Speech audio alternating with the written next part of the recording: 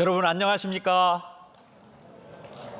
저를 이곳에 불러주신 우리 하나님과 우리 성도 여러분 그리고 담임 목사님께 다시 한번 감사를 드립니다. 오늘 본문 말씀 사도 바울의 유명한 그 신앙 고백인데, 이 고백은 사도 바울뿐만 아니라 저를 포함한 모든 크리스천의 고백이 되어야 될 줄 믿습니다.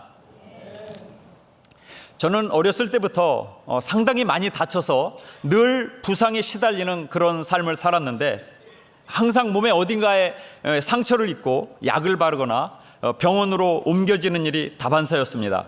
어떤 때는 다친 곳을 수분 후에 또 다쳐서 뼈가 보일 정도의 그런 상처를 입은 적도 있습니다. 너무너무 고통스럽고 이 다치는 것이 두렵고 또 다쳐서 죽을 것 같고, 그래서 일본말로 히키코모리, 은둔형 외톨이 생활을 지내고 그렇게 지낸 적도 있었습니다. 초등학교 5, 6학년 때 일인데요. 제가 하여튼간 굉장히 그런 어려움들을 당하면서 특히 또 어떤 날은 축구를 하는데 빨간 벽돌이 날아와서 제 얼굴을 때려서 얼굴이 찢어지고 또 이 눈 밑에 광대뼈가 드러날 정도로 그렇게 다친 적이 있습니다. 그래서 한 7바늘 정도 꼬맨 기억도 있는데, 그래서 너무 그 고통스러운 그런 일들, 지금까지 그 빨간 벽돌 던진 그 범인을 잡지 못했는데, 하여튼 그런 어려움들을 계속 겪었습니다.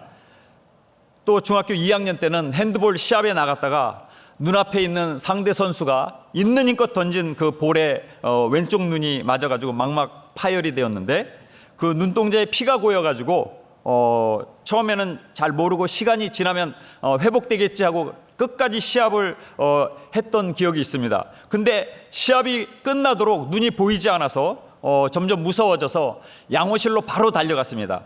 양호 선생님께서 자세하게 보더니 눈동자에 피가 고여 있다고 말씀하시는 것이었습니다. 그래서 바로 양호 선생님이 택시를 불러서 병원으로 옮겨졌습니다. 병원에 도착해서 정밀 검사를 한 결과 이 망막 파열로 인한 눈동자 손상이라는 그런 말을 듣고 즉시 수술을 해야 한다는 그 말을 들었을 때 가슴이 철렁 내려앉았습니다. 게다가 그 수술은 매우 어렵고 어쩌면 실패로 끝나 장님이 될 수 있다고 얘기를 들었을 때는 정말 모든 제가 절망에 빠지고 말았습니다. 그러나 3명의 의사 선생님 중에 한 분이 수술하기보다는 일주일 경과를 한번 지켜보자 라고 말씀하셔서 그 말에 모두 동의하고 일주일을 기다려 보기로 했습니다. 병원에서 첫날 밤 저는 예수님을 만났습니다. 예수님이 저를 품에 꼭 안아주시는 그런 꿈을 꾸었는데요, 예수님은 아무 말씀도 하지 않으셨습니다. 그러나 그 예수님이 저를 품에 안아주신 채 아주 잠을 잘 잤습니다. 그리고 아침에 일어나니까 모든 두려움이 다 사라지고, 정말로 내가 수술을 하든 안 하든 장님이 되든 안 되든 예수님이 함께 하시면 무엇이든 상관없겠다 하는 그런 담대한 마음이 생겼습니다. 그래서 그런 감사한 마음으로 일주일을 보냈습니다. 그리고 병원에서는 저에게 시신경이 연결되어 있기 때문에 보호 차원으로 두 눈을 붕대로 감고 있어야 한다고 해서 일주일 동안 그렇게 붕대를 감고 보냈는데, 일주일 지난 후에 저를 진찰하기 위해서 의사 선생님들이 찾아오셨는데요, 두 눈을 감았던 그 붕대를 풀어주셨는데 눈을 뜨고 보았더니 아주 잘 보였습니다. 수술하지도 않고 단지 붕대 감은 거 풀어놓기만 했는데 자연스럽게 회복된 것이었습니다.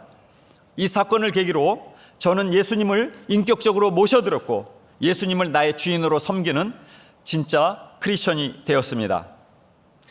진짜 크리스천이 된 이후에 기쁨은 계속 이어졌지만 영적 싸움이 저를 기다리고 있었습니다. 그 대표적인 예가 저의 어머니와의 영적 전쟁이었습니다.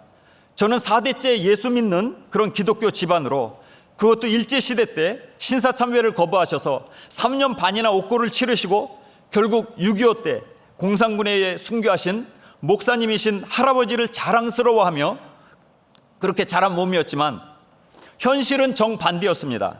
저희 아버님이 절밥을 먹고 자라신 저희 어머니와 불신 결혼하셨기 때문에 어머니는 교회에 나가셨지만은 믿음이 없으셨고 꾸준히 무당을 찾아가서 기륭을 묻는 그런 가짜 크리스천이었습니다.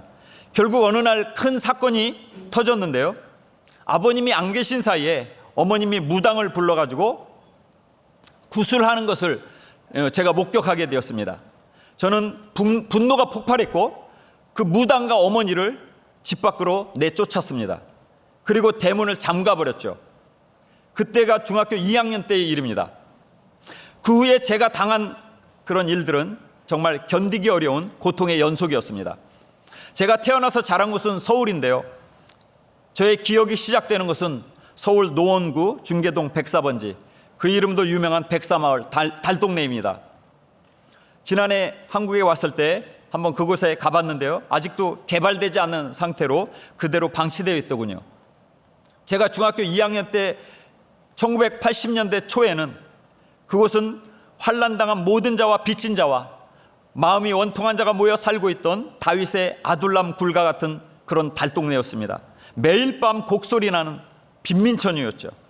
그곳에서 아무리 제가 중2라고 하지만은 무당과 어머니를 쫓아내고 살아남기에는 만만치 않은 곳이었습니다. 동네 사람들로부터 멸시의 눈초리와 함께 저는 한겨울에 맨발로 쫓겨나는 것을 시작으로 저의 고난의 삶이 시작되었습니다.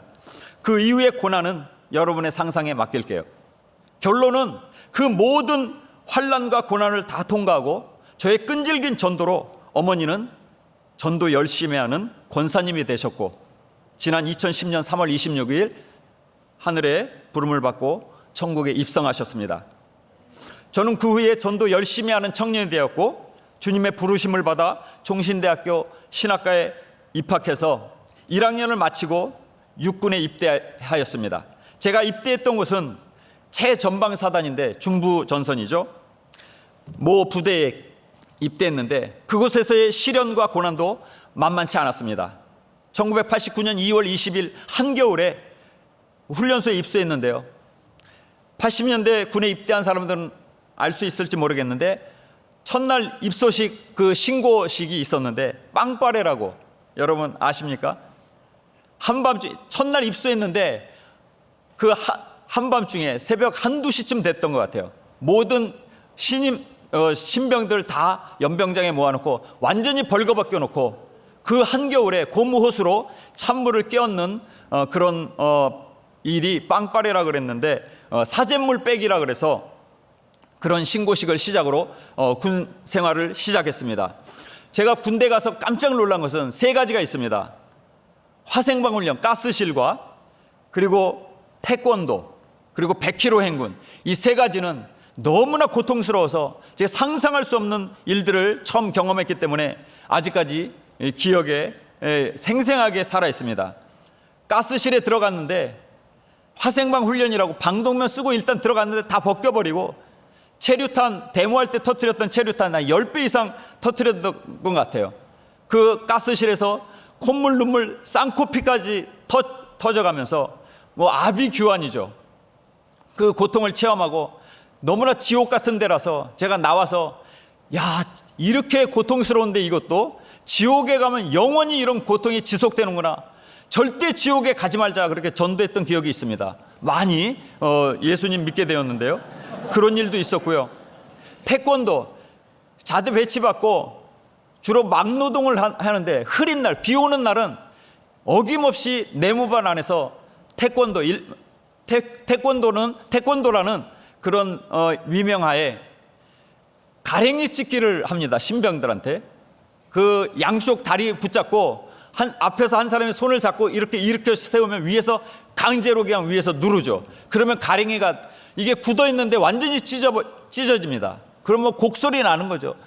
완전히 시퍼렇게 멍들고 한 달 동안 어기저기 기어다닌 일들이 기억납니다. 그 어머니들 출산에 버금가는 그런 고통이라고 얘기를 들었는데 그 너무나 충격이어서 그 아직도 기억하고 있고, 그리고 100km 행군 제가 3년 군 생활하는 동안 한 2번 경험이 있었는데요. 뭐 자면서 계속 걷는 거죠. 돌아온 다음에 이 발바닥과 양말이 피로 엉겨 붙어 가지고 다 네모반에 모여서 면도칼로 그 발바닥에 엉겨 붙은 양말 뜯어내는 일, 그 일들을 했던 일들이 아직도 지금까지 제 기억에 생생히 남아 있습니다. 이런 것들을 경험하면서 제가 군대에서 제일 충격적이고 또 보람 있었던 그런 경험이 하나 있는데요. 여러분 군기교육 때 아십니까?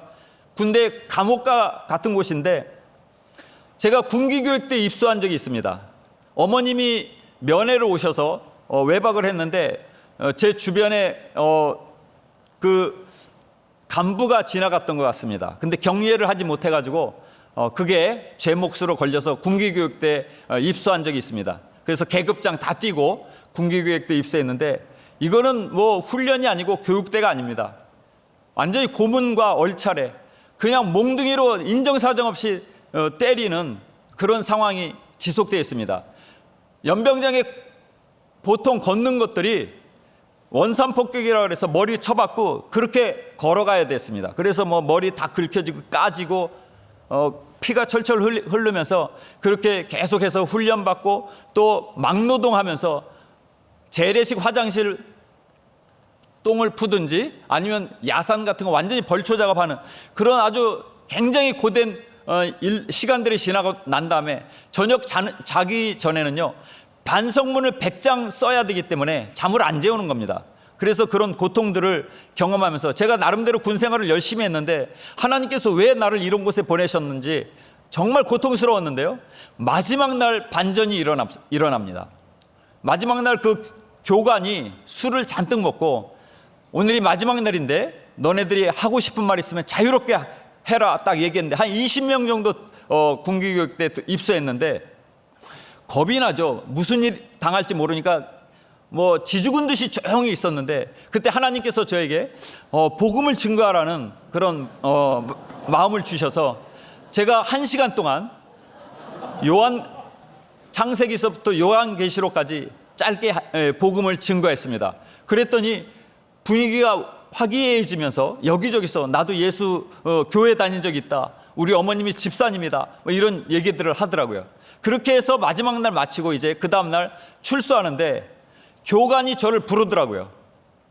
내가 어저께 네 얘기를 들었는데 사실은 내가 일주일 후에 제대인데 변심한 애인 죽이고 나도 자살하려고 그랬는데 어제 네 얘기 듣고 내가 고향에 가면 교회 가기로 했다. 이런 말을 하는 겁니다. 그래서 하나님께서 이 목적으로 나를 보내셨구나 하는 것을 경험했기 때문에 너무너무 충격적이었고 뭐 감격과 정말 뛸 듯이 기뻤습니다. 그래서 그런 생활을 3년 동안 하면서 정말 기쁨으로 주님과 군 생활을 했는데요. 군 제대 후에 복학해가지고 이제 총신대학교 학부와 신대원을 마치고 이제 사역지를 위해서 기도하는 중에 일본으로 부름받고 1997년 12월 10일 처음 일본에 갔습니다. 무작정 일본에 갔죠. 맨 땅에 헤딩이었습니다. 아는 사람 아무도 없고 일본에 도착한 첫날 밤에 일본집 다다미방에서 하나님께 기도를 올려드렸습니다. 그때 주님은 저에게 이런 감동을 주셨는데요. 일본은 돈이 우상이다. 너는 절대로 돈이 우상이 되어서는 안 된다. 그런 말씀을 주시면서 디모데전서 6장 10절의 말씀을 저에게 주셨습니다. 돈을 사랑함이 일만하게 뿌리가 되나니 이것을 탐내는 자들은 미혹을 받아 믿음에서 떠나 많은 근심으로써 자기를 찔렀도다. 이 말씀에 감동받고 돌아오는 주일에 지역교회에 가서 가지고 있던 돈을 전부 헌금하기로 맘먹었습니다. 그렇게 하기로 한 것은 돈을 의지하는 것이 아니라 오직 주님만 의지하고 싶다는 저의 신앙의 결단이었습니다. 그래서 주일 아침에 교회 출석했는데요. 일본어를 거의 몰라가지고 그냥 앉아 있었습니다. 그래도 일본어로 인도해 주신 하나님께 감사하면서 기쁨으로 예배를 올려드렸는데요. 예배 중에 주보 광고란을 보니까 제가 한자는 어느 정도 알고 있었기 때문에 거기 터키 지진이 나서 모금을 하고 있다는 것을 알게 되었습니다. 그때 예배에 참석하면서도 사실 갈등했습니다. 이 헌금을 이거를 다 할까 말까 고민하고 있었는데 그 모습을 보고 그 광고를 보고 결단했습니다. 그래서 한국에서 가져온 돈, 아버님이 유학 자금으로 주신 돈을 모두 헌금했습니다. 하지만 그 다음 날부터 이제 돈이 없어가지고 문제가 됐는데요. 일단 일본어가 필요 없는 신문 배달 시작했습니다. 문제는 월급날까지 한 달 동안 완전 무일푼으로 어떻게 살 것인가 고민하고 있었는데, 어쨌든 끝까지 믿음으로 돌파하기로 마음먹었습니다. 그날 이후로 평범하지만 매일 기적이 일어났습니다. 신문 배달 중에 눈에 들어온 것이 무엇인가 하면 땅에 떨어져 있는 빵이나 삼각김밥이었습니다. 그것들을 거의 매일 주워 먹었습니다. 유통기한이 지났는지 안 지났는지 확인하지 않아서 잘 모르겠는데, 어쨌든 그것들은요, 저에게 까마귀가 엘리야에게 물어다 준 그런 빵과 고기와 같은 귀한 음식들이었습니다. 어떤 날은 동전이 여기저기 떨어져 있더라고요. 그걸로 사 먹었습니다. 그리고 일본은 신문 배달을 한 2시부터, 새벽 2시부터 배달을 하기 시작하는데요.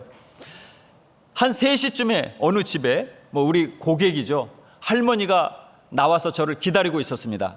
그래서 쌈짓돈으로 봉투에 담아서 저에게 건네줬는데 안에 3,000엔, 한 3만 원 정도 들어있더라고요.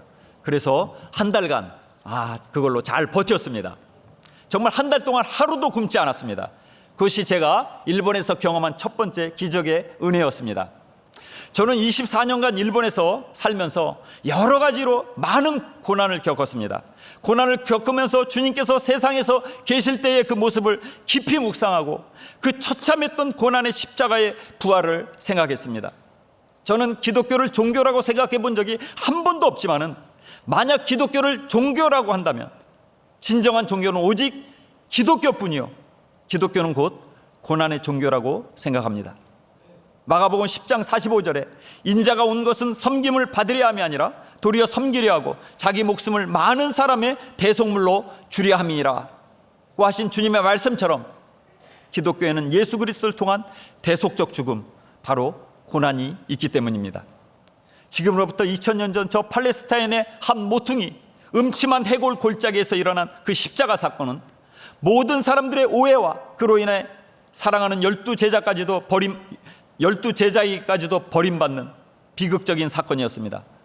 그러나 그것은 이미 영광의 생명이 약속된 승리의 노래가 멸시와 조롱과 고통 속에 숨어있던 그런 사건이기도 했습니다.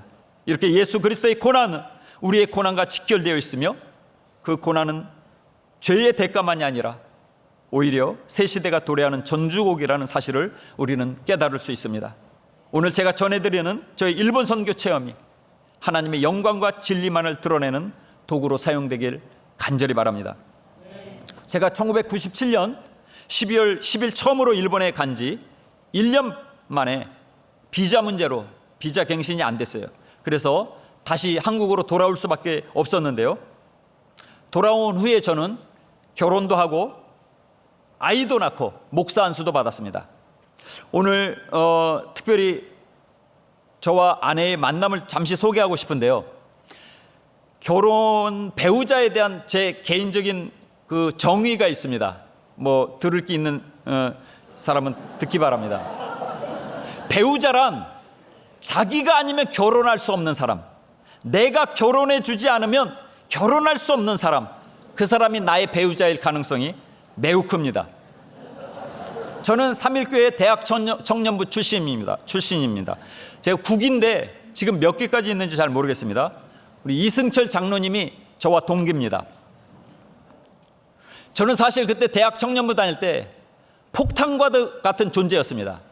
그 당시 때도 예쁜 자매들 많이 있었는데 마음에 드는 자매들에게는 다 고백했어요.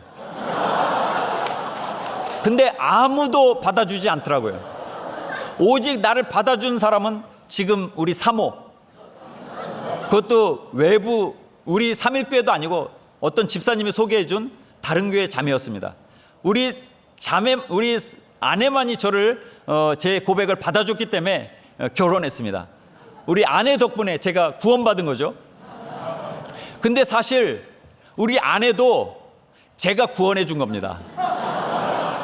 그때 만났을 때 당시 우리 아내는 이미 난소의 한쪽이 혹이 생겨서 절제했고요. 수술로 나머지 한쪽도 혹이 한 20cm가량 커 있었기 때문에 그 수술을 앞두고 있었습니다.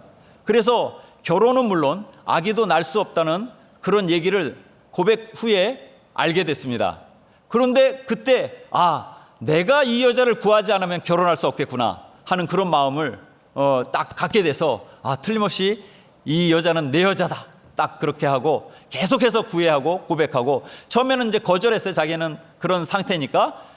나중에 받아들이고 결혼하게 됐죠. 그런데 바로 임신이 돼가지고 결혼한 다음에 우리 큰아들 전진이 태어났는데, 제왕절기로 우리 아들 꺼내면서 그 나머지 하나 남은 난소를 잘라내려고 했는데, 너무 의사 선생님이 훌륭한 분이라 그 혹만 떼어내고 난소 하나를 잘 살려서 그 다음에 우리 딸 금이가 태어났습니다. 할렐루야. 사실 아이 안 태어나도 우리 부부끼리 잘 살자 이렇게 얘기했었는데, 하나님께서 덤으로 주셨던 것 같습니다. 이렇게 저는 잠시 한국에 들어온 다음에 결혼도 하고 아이도 낳고 목사 안수도 받으면서 한 2년의 세월을 보냈거든요.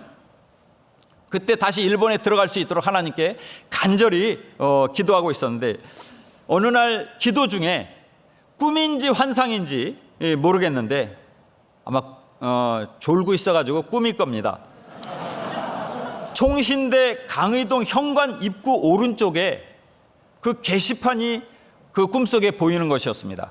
그 게시판 안에 크게 일본 선교라고 쓰여져 있는 포스터가 하나 덩그러니 붙어 있었습니다.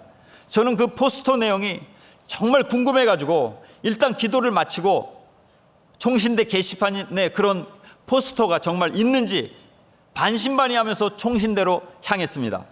총신대 도착해서 바로 강의동 그 현관 입구 쪽으로 달려갔는데, 정말 오른쪽 게시판에 일본 선교 훈련생을 모집하는 홍보 포스터 딱 한 장만이 붙어 있었습니다. 정말 놀랐습니다. 그때 그 일이 지금 제가 소속되어 있는 일본 선교회와의 첫 만남이었습니다. 너무 기뻐서 그 홍보 포스터에 나와 있는 전화번호로 바로 연락했더니 담당 총무가 사무실로 찾아오라고 그래서 단숨에 선교회로 찾아갔습니다. 그러나 저의 기대와는 달리 아직 시작도 하지 않은 선교회였습니다. 앞으로 계획이 이렇게 하니까 시작하면 부르겠습니다 하는 말을 듣고 실망과 허탈감에 무거운 발걸음으로 집으로 돌아왔습니다. 그런데 놀랍게도요, 3일 후에 그 선교회로부터 전화 연락이 왔습니다. 도쿄에서 사역하시는 일본 선교사님이 한 분 계신데 안식년을 하고 싶은데 1년 동안 대신 사역할 분을 찾고 있다는 것이었습니다. 그래서 저에게 그것을 제의하는 그런 전화였는데, 저는 일본에 들어가려고 준비하고 있었으니까 흔쾌히 그거 제의를 받아들였고, 일본 선교사로 모든 절차를 받은 후에 우리 세 식구, 5개월 된 우리 아들 진이 또 아내, 이렇게 세 식구가 드디어 2001년 미국에서 무역센터 쌍둥이 빌딩에 비행기가 충돌한 9.11 테러가 발생했던 그 해 4월 21일 부활절 첫날에 일본 도쿄에 있는 인하기 성소교회로 가게 되었습니다. 일본에 도착한 그 다음 날인 부활주일부터 본격적인 저희 일본 선교가 시작되었는데요, 1년 동안 공부한 일본어 실력으로 주일 설교를 한다는 것은 이 하나님 은혜 없이는 불가능한 것이었습니다.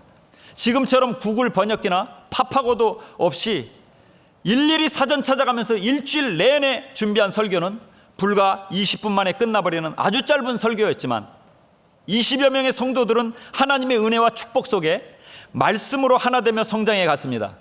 제대로 말도 못하는 목사 덕분에 성도들 모두 하나가 되어 적극적으로 헌신하는 교회, 사랑이 넘치는 부흥하는 교회가 되었습니다. 저희 가정 또한 기적의 연속이었는데요, 재정적으로 저희가 매달 선교 후원비로 들어오는 헌금 총액이 5만 엔, 하나로 50만 원도 채 되지 않았고, 섬기는 교회로부터 받는 사례비가 5만 엔, 합쳐서 총 수입이 매달 하나로 100만 원이 채 되지 않았습니다. 당시 집세만 100만 원이 넘었기 때문에 생활비 계산이 나오지 않죠. 그러나 매달 필요가 채워져서 그렇게 몇 년을 버틸 수가 있었습니다. 정말 매달 은행 잔고가 1,000원 미만으로 정말 스릴 넘치는 그런 재정 상태가 3년 이상 지속되었는데, 주님의 부어주신 은혜로 정말 큰 어려움 없이 지냈습니다. 물론 말에는 양면이 있으니까 아내의 생각은 조금 다릅니다. 직접 들어보십시오. 그러나 그렇게 은혜 속에서 사역하다가 안신년을 마치고 돌아오신 교회 담임 목사님의 일방적인 해고 통지로 저희 가족은 선교 시작 1년 반 만에 아무 대책 없이 교회로부터 쫓겨났습니다. 성도들에게 사랑받는 저희에 대해서 굉장히 못마땅하게 여기시고 질투하셨던 것 같습니다. 그 담임 목사님 집에서 나와서 집세가 한 3만 30만 원 정도 하는 폐가로 이사를 갔는데요, 천정에 비가 새고 쥐와 바퀴벌레 지네가 우글대며 가끔씩 뱀도 나오는 그런 집이었습니다. 또 재래식 화장실, 퍼세식 화장실이었는데 일본은 엄청 깊게 파놨더라고요. 그래서 우리 딸 막내가 거기 빠질까 봐 항상 노심초사했던 그런 기억이 있습니다. 어쨌든 대충 그 집을 수리하고 교회에서 그렇게 살았는데, 교회에서 쫓겨나가지고 이제 마땅히 갈 곳도 없고, 그래서 집에서 가족끼리 예배드리는 상황이 이어졌습니다. 그렇게 몇 주가 흘러가고 있었는데, 기도 중에 아내가 처음 우리를 일본으로 초청한 일본 교회 한번 가보자고 해가지고, 슈토 복음 그리스도 교회라고 옛날에 우리 삼일교회가 연계해서 갔던 교회입니다. 어느 주일 무작정 그 교회로 찾아갔습니다. 거기서 예배를 드린 다음에 담임 목사님께서 이렇게 자초지정을 말씀드렸더니, 저에게는 대학 청년부를, 그리고 아내에게는 한국어 교실을 맡아서 수고해달라고 말씀해 주셔서 갑작스럽게 400~500여 명 모이는 정말 일본에서 큰 교회에서 섬기게 되었습니다. 물론 보수 없이 섬기는 사역이었지만 저와 아내는 열심을 다해 섬겼고, 그로 인해 많은 새신자들이 한류 붐을 타고 교회로 들어왔습니다. 비록 저희가 폐가에서 살고 있었지만 매주 청년들이 저희 집을 찾아와서 함께 은혜의 교제를 나누었고, 그때마다 아내는 맛있는 비빔밥을 정성껏 대접해서 아내의 비빔밥은 청년들에게 최고의 인기였습니다. 특히 한국어 교실을 통해서 많은 사람들이 교회로 오게 됐는데, 교사 출신인 아내의 탁월한 수업과 그리고 간증, 저의 짧은 메시지가 어우러져서 세례받고 교회에 정착하는 사람들이 계속 늘어갔습니다. 그 중에 가장 기억에 남는 여성이 한 명 있는데, 노조미 상이라고 10대의 미혼모로서 한국어에 관심이 있다고 저희 부부를 찾아왔습니다. 어느 날 한국어 교실 가운데 아내가 방글라데시에서 사역했던 그런 간증을 들려주었는데, 그 간증 듣고 그녀는 자신도 그런 어려운 사람들을 돕고 싶다면서 의사가 되겠다는 것이었습니다. 유치원생 딸 하나를 데리고 있는 미혼모에다가 중학교도 졸업 못한 그녀였기 때문에 우리 부부는 처음엔 믿을 수가 없었지만은 점점 시간이 흐를수록 하나님이 역사하고 계심을 깨닫고 열심히 기도하며 그녀를 도왔습니다. 그녀도 최선을 다해서 중고등학교 검정고시를 다 마치고 삼수 끝에 의과대학에 합격하여 지금은 크리스찬 의사로서 열심히 사역하고 있습니다. 그녀 덕분에 지금 16년째 제가 한일 의과대학 교류 심포지엄의 통역을 맡고 있습니다. 몇 년 전에 동료 의사와 결혼하게 돼서 저희 부부가 증인으로 결혼식에 참석했는데, 그 기쁨과 감격은 말로 표현할 수 없을 정도로 엄청나게 컸습니다. 그 시기에 삼일교회 선교팀이 저희 교회에도 오고 있었는데, 전도의 일환으로 저희가 처음 시도한 것이 코리안 파티였습니다. 아내의 요리 솜씨와 선교팀의 공연이 어우러져서 많은 사람들이 교회에 오게 되었는데, 그 이후로 코리안 파티는 우리 삼일교회 선교팀의 가장 중요한 선교 전략으로 자리 잡게 되었습니다. 코리안 파티는 우리 사모가 원조입니다.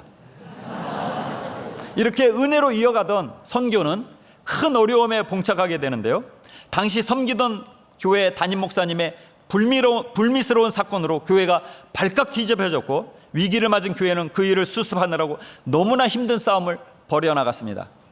저도 일이 2배 이상 늘어서 감당할 수 없는 사역을 주님의 은혜로 버티고 있었는데, 엎친 데 덮친 격으로 우리 모교회인 삼일교회도 비슷한 사건이 터져서 너무나 고통스러운 날들이 지속되었습니다. 겨우 새로 오신 목사님 덕분에 잘 수습이 되었지만은 저희 가족은 5년 동안 섬기던 정등교회를 떠나야만 했습니다. 갈 곳도 마땅치 않고 좀 이제는 쉬고 싶다 그런 마음이 들어서 안식년도 생각하고 있었지만 우리 삼일교회 어려움이 좀처럼 해결되지 않았고 재정적인 어려움도 지속되어 차선책으로 아내와 아이들만 잠시 한국에 들어가게 하고 당분간 저 혼자 선교지에 남아서 다음 길을 만들어 보기로 했습니다. 그런데 엔화는 점점 뛰어서 1.5배가 넘었고요. 1년간 한국에 있다가 돌아오기로 되어 있던 가족들은 3년이 넘도록 일본에 들어오지 못하는 그런 상황이 되었습니다. 본의 아니게 저는 일본에서 3년 이상 혼자서 이 교회 저 교회 전전하면서 교회 작은 구석방에서 기도 생활만 계속 이어갈 뿐이었습니다. 소문은 빠르게 돌았고 저는 이혼한 선교사라는 낙인이 찍혔습니다. 제가 그때 야쿠자 출신 목사님들도 돕고 있었는데요. 심지어는 제가 야쿠자라는 그런 소문이 돌아가지고 선교사님들로부터 차가운 경계의 눈초리를 받았고요.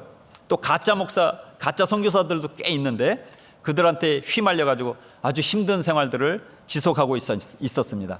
그 와중에 한국에 계신 저희 어머님이 소천하셨고 사탄의 여러 가지 공격으로 어려운 영적 싸움은 계속되었는데 고난도 사명이기에 고난을 달게 받으며 오히려 감사하며 나아갔습니다. 그러나 고난은 멈출 기미가 보이지 않았고 사탄이 악령들을 총동원하여 저를 쓰러뜨리려고 발악을 하는 것 같았습니다. 특히 제가 섬기던 교회 담임 목사님 부부가 저를 엄청나게 왕따를 했는데요. 점점 말라가서 지금 이 몸무게에 5kg가 더 빠졌습니다. 매일 밤 악몽에 시달리고 큰 아나콘다 같은 뱀이 저를 삼키는 꿈을 날마다 꿨습니다. 그 가운데 저를 가장 괴롭혔던 사건 한 가지가 있었는데 한 성도의 장례식 집례를 맡은 일이었습니다. 그 장례식 과정에 소천한 성도의 그 딸과 손녀가 싸움이 일어났는데 50대 딸과 20대 손녀가 싸움이 벌어졌는데 그 폭력적인 50대 딸로부터 제가 2, 3년간 지속적으로 협박받은 사건이었습니다. 장례 방식의 차이를 가지고 딸과 손녀가 몸싸움이 붙었는데 그 50대 딸이 칼을 휘두르는 것을 제가 목격했습니다. 목격한 건 저뿐이었어요. 그래서 그 상해 사건을 두고 제가 검찰청에 드나들며 진술서를 쓸 수밖에 없었습니다. 결국 그 내용이 그 폭력적인 50대 딸에게 불리하게 적용되어 그때부터 그 협박 전화와 인신공격 2, 3년간 계속 받았습니다.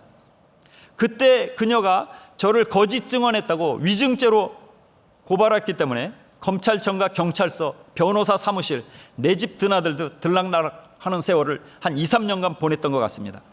그녀의 협박은 저의 아내와 아이들이 일본에 다시 돌아온 2010년까지도 계속 이어졌는데요.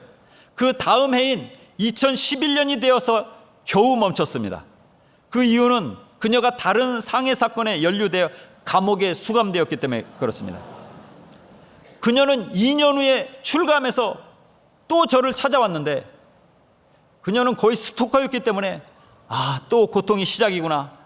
정말 끔찍했습니다. 그런데 이번에는요, 그녀 자신이 감옥에서 예수님을 만났다고 하면서 저에게 용서를 구하면서 큰절을 하는 거였습니다. 예수님이 자기가 수감되어 있는 그 감방에 직접 나타나서, 지진과 함께 직접 나타나서 너 이제 더 이상 전 목사 괴롭히면 바로 너를 죽이겠다, 이렇게 말씀하셨다는 겁니다. 정말 놀라운 기적이죠. 그렇게 그녀는 크리스천이 되었다고 고백한 후에 떠나갔습니다. 긴가민가해서 좀 걱정은 됐는데 그 이후로 정말 연락이 한 번도 오지 않았습니다. 할렐루야. 그 일은 그렇게 일단락 되었지만 그러나 그 후로도 사탄의 공격은 계속되었는데 이번에는 통일교 간부들로부터 집요한 공격을 받았습니다. 처음에는 한국어를 배우겠다고 아내에게 접근해서 우리를 통일교 쪽으로 인도하려다가 잘 안 되니까 저를 죽이는 쪽으로 몰고 갔습니다. 나중에 거기서 탈출한 자매를 통해 들은 얘기지만 매일 아침마다 지프로 만든 인형에 저의 이름을 써놓고 송곳으로 계속 찌르며 죽으라는 저주를 했다는 겁니다. 통일교 간부들은 점치는 방법도 교육받는다고 들었습니다. 그래서 그해 7월 31일에는 제가 죽는 것으로 점괘가 나왔다고 했습니다. 그들이 음식을 계속 조달해 줬는데 몸이 점점 쇠약해지더라고요. 그래서 그 이후로는 다 버렸는데 다행이었습니다. 나중에 알고. 그래서 탈출한 자매가 내가 죽나 안 죽나, 제가 죽나 안 죽나 이렇게 지켜보다가 안 죽으니까 아니구나 하고 뛰쳐나와가지고 그 사실을 저희에게 알려줘서 그 모든 사실을 알게 됐습니다. 저희는 통일교 신자들조차도 오면은 순수한 호의를 베풀었고 복음도 전하고 그렇게 잘해줬는데 정말 이상한 행동들을 저희 가족과 우리 주변에서 그들은 했던 것입니다. 그런 일이 있고 나서 얼마 후에 일본 동북지방에 진도 9가 넘는 큰 지진이 일어났습니다. 2011년 3월 11일인데요. 일본에서는 일명 3.11 대지진이라고 부르는데 2만여 명의 인명피해와 25조 엔, 하나로 약 250조 원의 재산 손실을 가져온 엄청나게 큰 지진과 해일이었습니다. 저는 그 지진이 일어난 날 도쿄 한복판에 있는 교회에서 금요철화를 준비하고 있었는데 그날이 저의 인생 마지막 날인 줄 알았습니다. 높은 빌딩들이 좌우로 1m 이상 흔들리는데 그것들이 건물 밖으로 뛰쳐나온 우리들을 곧 덮칠 것 같았습니다. 빌딩군에 둘러싸여서 피할 곳도 없었고 도로 한복판에서 지진의 흔들림이 거의 5분 가까이 지속되면서 여기저기 울부짖는 사람들이 속출했습니다. 눈앞에 흔들리는 빌딩들이 우리를 덮치는 순간 인생 끝이라는 생각에 패닉 상태에 빠져서 아무것도 할 수 없었습니다. 그 5분간의 흔들림 속에서도 중간에 약 30초 정도 지진이 멈췄는데요. 그것이 하나님의 은혜였던 것 같습니다. 만약에 연속적으로 5분간 흔들렸다면 다 무너져 내렸을 것입니다. 지진이 멈추고 아수라장이 된 상태에서 주변을 살펴보니까 저 멀리서 우리 아들 진이가 교회 쪽으로 걸어오고 있더라고요. 그제서야 뿔뿔이 흩어져 있던 가족들이 생각이 나서 전화를 걸어봤지만 전화가 다 목통이 돼서 전혀 전화 통화가 되지 않았습니다. 우리 딸과 아내 안부가 몹시 걱정되었는데 안절부절 못하고 있었는데 미국으로부터 처남이 전화가 걸려왔습니다. 국내는 먹통이었는데 해외에서 걸려오는 전화는 통화가 가능하더라고요. 다행히 아내는 전철역에 대피해서 그 전철역에서 하룻밤을 묵었는데 반가운 소식이었죠. 근데 우리 딸의 안부가 확인이 안 돼서 굉장히 걱정됐습니다. 오직 기도할 뿐이었는데 감사하게도 저녁이 되어서 그 먼 거리에서 교회까지, 학교에서 교회까지 걸어왔다고 얘기했습니다. 그 지진으로 인해 우리 가족의 삶은 또 한 번의 변화를 맞이하게 됩니다. 제가 지금 섬기는 TBRC 교회로부터 목사 청빙이 들어와서 제가 TBRC 그 개척한 선교사님이 철수해가지고 또 지진으로 인한 교회 어려움을 좀 도와달라는 그런 내용이었습니다. 새로운 개척을 생각하고 있던 우리 가족은 이것을 주님의 뜻으로 알고 청빙을 수락해서 2011년 6월 말에 TBRC 교회에 부임했습니다. 그러나 부임한 지 또 한 달 만에 한 성도의 심한 반대에 부딪혔고요. 최근에는 코로나와 그리고 일부 한국 성도들의 반일 불매 운동으로 일본 성도들과 마찰이 일어나서 굉장히 고통을 겪었고요. 또 코로나 시기에 정말 우리의 죄를 회개하자, 우리 모두 또 일본의 죄를 회개하자 그렇게 또 설교했다가 일본 성도들로부터 엄청난 반발을 이렇게 당하고 또 집단 행동을 하더라고요. 한국 목사가 왜 일본 사람들에게 회개하라 이렇게 하느냐고 굉장히 공격을 하더라고요. 그래서 사역을 접을 위기까지 갔었는데 주님의 은혜로 잘 극복하고 아직까지 TBRC 교회를 섬기고 있습니다. 성도 여러분, 고난은 형태만 바뀔 뿐 계속해서 저를 괴롭혔습니다. 저는 계속 나락으로 떨어지는 그런 신세가 되었는데 이번에는 사탄이 외부 공격에서 내부 공격으로 방향을 바꿔서 저희 가정을 공격해 왔습니다. 사탄의 공격은 우리 아들 전진으로부터 시작되었는데 우리 아들이 중학교에 들어가서 사춘기를 심하게 앓는다 싶더니 나중에는 조울증 증상이 나타나고 환청과 환각에 시달리면서 학교에서는 여러 가지 폭력과 절도 사건에 연루되기도 했고 경찰서에 신주쿠 경찰서에 여러 번 불려갔습니다. 제가 심지어는 자살 시도까지 함으로써 우리 가정을 발칵 뒤집어 놓았습니다. 이것은 3년 이상 저희 가정을 처절한 영적 싸움으로 몰아갔는데요. 지금까지 겪었던 모든 고난을 다 합친 것보다 컸습니다. 물론 이 싸움은 지금도 진행 중이지만 하나님의 은혜와 우리 성도 여러분들의 강력한 기도로 우리 아들 진이가 많이 회복되어 이젠 총신대학을 거쳐 지금 총신신대원에서 보호받으며 열심히 공부하고 있습니다. 최근에는 우리 아들과 비슷한 증상의 영적 어려움을 겪던 청년이 우리 교회에 와서 구원받고 세례도 받았습니다. 처음에는 잘 몰랐는데 2번 정도 교회에 와서 막 눌린다고 하면서 교회 못 오겠다고 하더라고요. 그래서 끝까지 견뎌보려고 하고 집중적으로 기도해 주었습니다.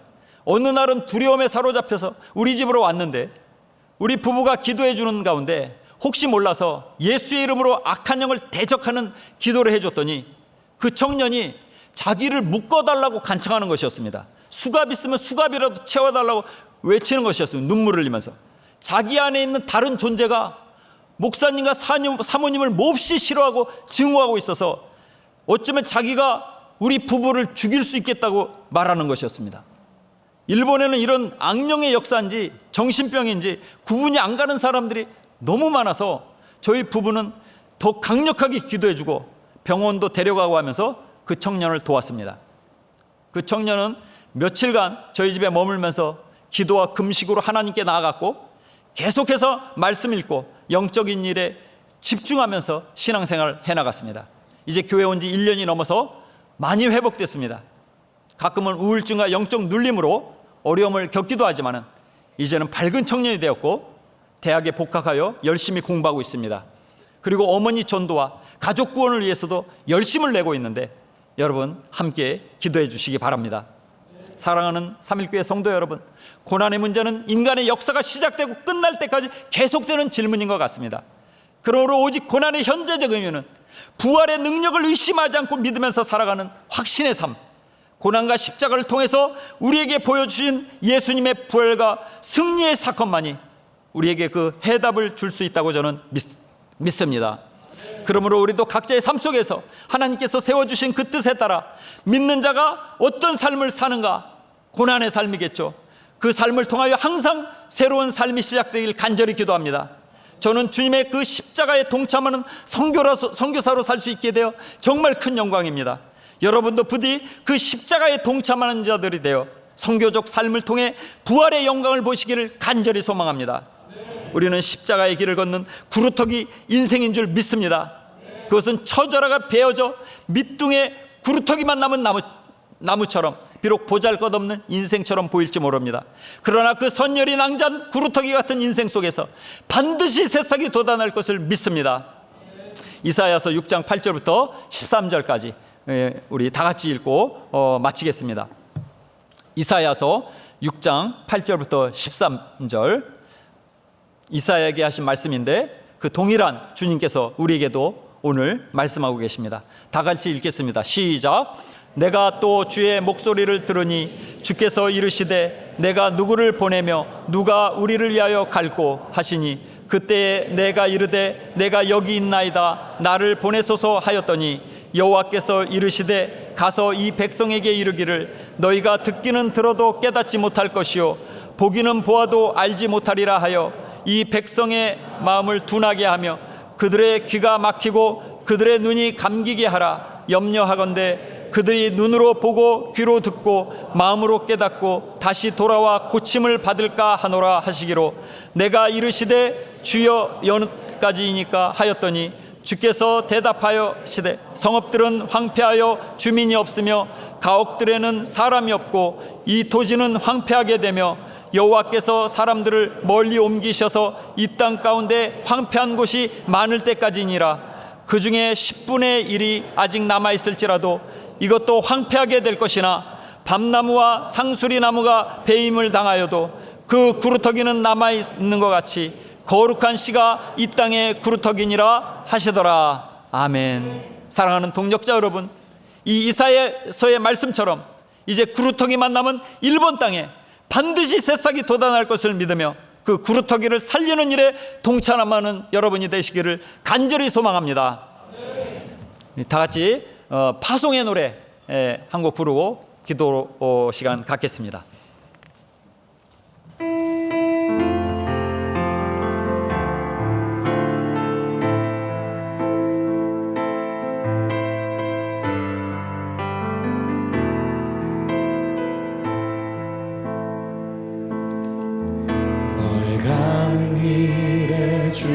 평강 있으리 평강의 나 함께 하시니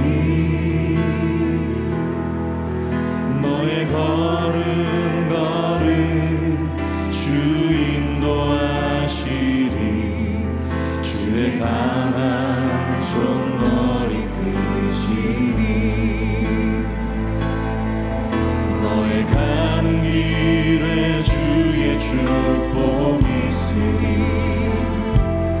영광의 주 함께 가시니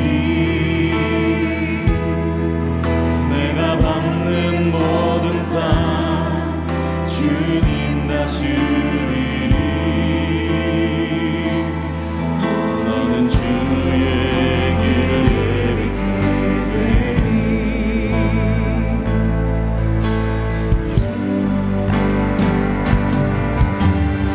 주님 나라 위하여 길 떠나는 나의 형제여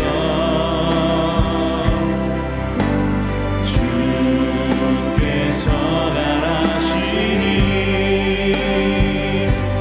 너는 가라 주 이름으로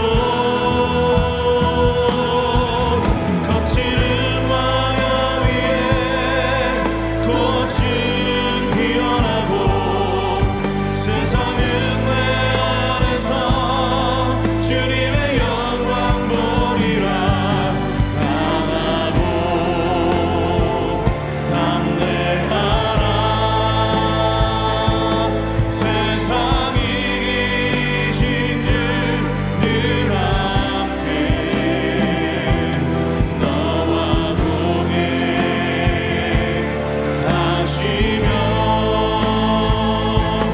내게 새 힘을 주시리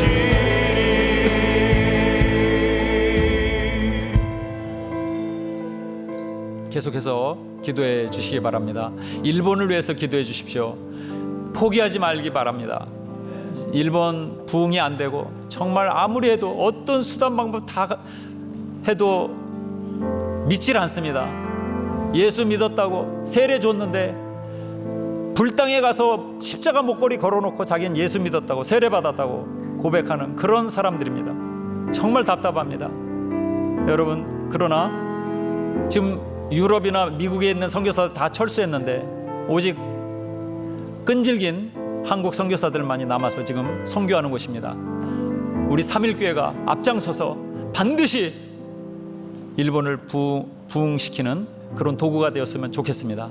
우리 일본 위해서 강력하게 기도하기 바랍니다. 기도하겠습니다.